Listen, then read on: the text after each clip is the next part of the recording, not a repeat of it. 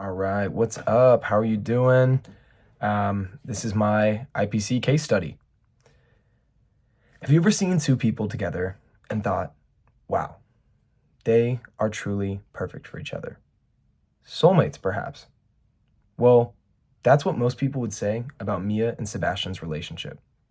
However, if you've seen the movie La La Land, you will know that there is much more to the story than meets the eye. The movie I'm going to be discussing today is one of my all-time favorites, La La Land.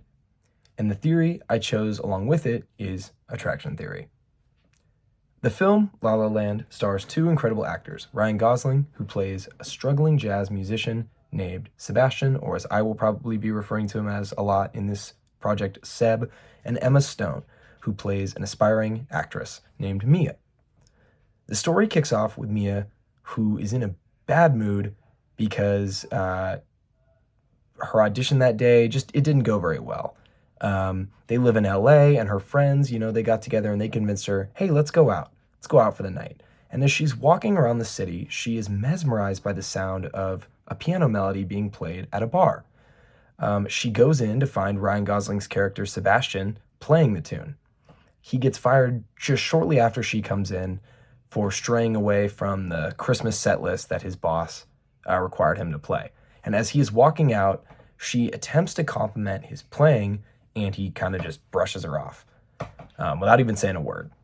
So right off the bat, we already see a lack of communication, and they haven't even had a full conversation yet. Some time passes, and the two run into each other once again at a party. They finally get to have their first conversation, and the sparks seem to fly. He walks her to her car, and you can tell by their facial expressions that they were both very interested in each other. Mia explains how much she loves old Hollywood and dreams of one day becoming a successful actress, and Sebastian explains his dream of one day owning and playing at a jazz club. Hearing that Mia loves classic cinema and old Hollywood, Sebastian asks her to go on a date to see the movie, an old-time showing of Rebel Without a Cause, and go with him, out to that movie. And she agrees, forgetting that she has this prior commitment with, her boyfriend.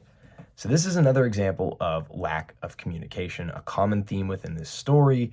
She neglects to tell him that she's already in a relationship, and you think this is something that would get brought up right away, but it obviously doesn't. She decides to completely ditch her current boyfriend and go out with Sebastian instead. So yay for you Ryan Gosling fans, but lack of communication there is not good. Anyways, the movie ends up, the projector breaks down, and Ryan Gosling takes her up to the Griffith Observatory, which is actually where they filmed Rebel Without a Cause, and they end up just having a romantic night, dancing the night away. Super sweet, super cute. While their love lives seem to be striving, their work lives, not so much. Mia keeps failing her auditions, and Sebastian is running a bit low on money. They decide to combine income and move in together. This is our first look at the proximity aspect of attraction theory in their relationship. For the first time, these two will be seeing each other much more than they were before. And now that they're living with each other and sharing finances, not to spoil anything, but this will sort of have a toll on their seemingly perfect relationship. So Sebastian gives Mia the idea to write her own play. And she agrees. She's struggling as an actor or an actress, and she's looking for a new out, and Sebastian's like, hey, you should write this play. I think you'd be really talented at it.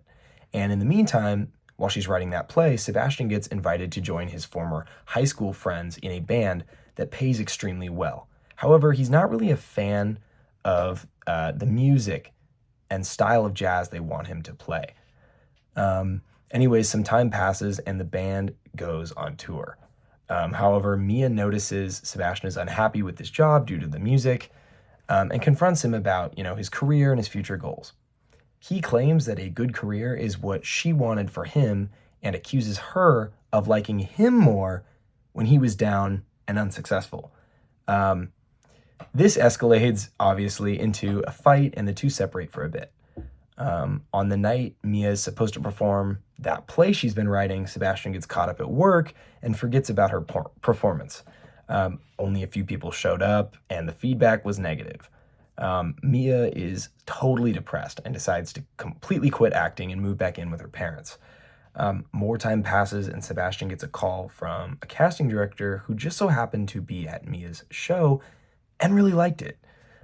Sebastian drives all the way to Nevada to tell Mia the news, and she agrees to audition once more. The audition goes pretty great, and Mia ends up getting the part.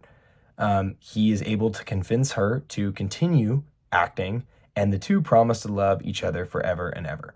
Now, at this point in the movie, it cuts, and a black screen comes on and says 5 years later. So 5 years in time have passed. Mia is now a famous actress who has a child and is married, but the catch is to another man. On one night, her and her husband are shown walking around the city where she wanders into a jazz club named Seb's. Mia realizes that Sebastian finally achieved his dream of opening his own place, and when Sebastian notices Mia in the crowd, he plays the song from the beginning of the film when they first met. She imagines a reality in which their relationship had worked out perfectly. The song ends with Mia and her new husband leaving, but just before they leave, she shares one last look with Sebastian, and they both smile. Great ending, in my opinion. Because of the fact that La La Land is a romance movie at heart, I chose attraction theory for this project. We know that attraction theory requires these factors. Similarity. We see that the two lovers are both passionate about arts, music, and film. Complementary. The two are often sharing creative ideas with each other. For example, in the film, Sebastian is struggling to come up with a name for his jazz club, and Mia suggests the name Seb's. Likewise, Sebastian gives Mia the idea to write her own play, which later causes her to get her main acting role. You got proximity. We know they both live in LA, and the two were living together for a time. We also know that proximity was a huge part of their big fight.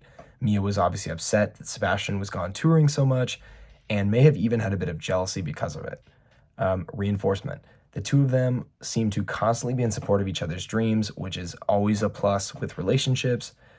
Physical attractiveness and personality. The film makes it very clear that both are most definitely attracted to each other and care about personality. Their socioeconomical and educational status. While neither in the film were necessarily wealthy, when the two combined expenses, we do know that they did combine their expenses and move in together for a lengthy period. That's really all we know about their socioeconomical and educational status, other than the fact that eventually both of them did make it and become very successful people at the end of the film. She was an A-list actor. He had a thriving jazz club. And then, of course, finally, we have the reciprocity of liking. It's where people like and are attracted to those who they think like them. Well, we see in the film that after their second or third time interacting, Mia approaches Sebastian, who then kind of flirts with her. And you can see she's kind of like, now she's, a lot more attracted or more interested because she knows that he kind of likes her back. This film perfectly showcases the 6-stage model of relationships. For the first time the two meet, and their initial from the first time the two meet and their initial contact to them slowly getting more involved in each other's lives, then eventually we see the more intimate side as they move in together. And after the fight, we see the two try and repair what once was, thinking everything will be all fine and dandy until the disillusion arises, where we see by the end of the film, the two sadly separated. We see I think there's quite a number of red flags.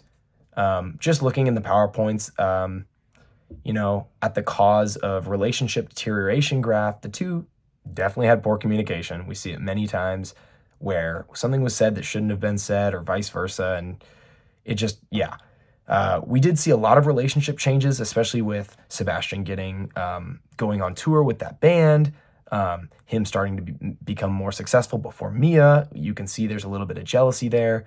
And then, of course, financial difficulties. We know they weren't exactly ballin' for a while. They didn't have a lot of funds. And And that obviously is a not great part of early relationships. In chapter 9 specifically, we talked about communication in relationships, something both Mia and Sebastian both clearly lacked. In the chapter, we talk about the acronym REPAIR, which stands for Recognize the Problem, Engage in Productive Communication, Propose Solutions, Affirm each other, Interrogate Solutions, and Risk. So if we compare this acronym with the characters in the movie's behavior, we see that they didn't recognize the problem until it was too late. They only engaged in productive communication after their fight broke out, the initial fight. And we found out at the end of the film that their possible solution was that the two of them were never meant to be together. So, when I heard about this IPC case study assignment, I knew that this would be the perfect movie to rewatch and write about. I feel like this movie embodies so many different theories than just attraction. This movie really hones the idea that career is more important than love. And while I don't always agree with that outlook, it is an interesting perspective.